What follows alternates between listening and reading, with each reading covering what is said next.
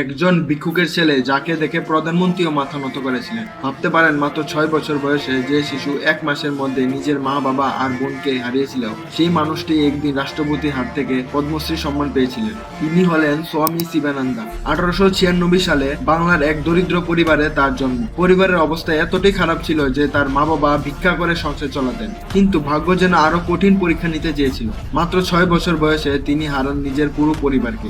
এরপর তাকে তুলে দেওয়া হয় সন্ন্যাসী ওমকানন্দার হাতে। সেখান থেকে শুরু হয় তার জীবনের নতুন অধ্যায়। তিনি সিদ্ধান্ত নিলেন নিজের জীবন শুধু নিজের জন্য নয়, মানুষের জন্য বাঁচবেন। 30 বছরের বেশি সময় ধরে গঙ্গার ঘাটে হাজার হাজার মানুষকে বিনামূল্যে শিক্ষা দিয়েছেন। 50 বছরের বেশি সময় ধরে গরিব, অসহায় আর রোগীদের সেবা করে গেছেন। বিনিময়ে কখনো একটা টাকাও নেননি। কোভিডের সময় 128 বছর বয়সে তিনি নিজেই টিকা নিয়েছিলেন, যাতে মানুষ ভয় না পায়। আর 2022 সালে 125 বছর বয়সে খালি গায়ে রাষ্ট্রপতি ভবনে পৌঁছে পদ্মশ্রী গ্রহণ করেন। যখন তিনি রাষ্ট্রপতি রামনাথ কোবিন্দকে প্রমাণ করেন, তখন রাষ্ট্রপতি নিজেই তাকে ঝুঁকে তুলে ধরেন।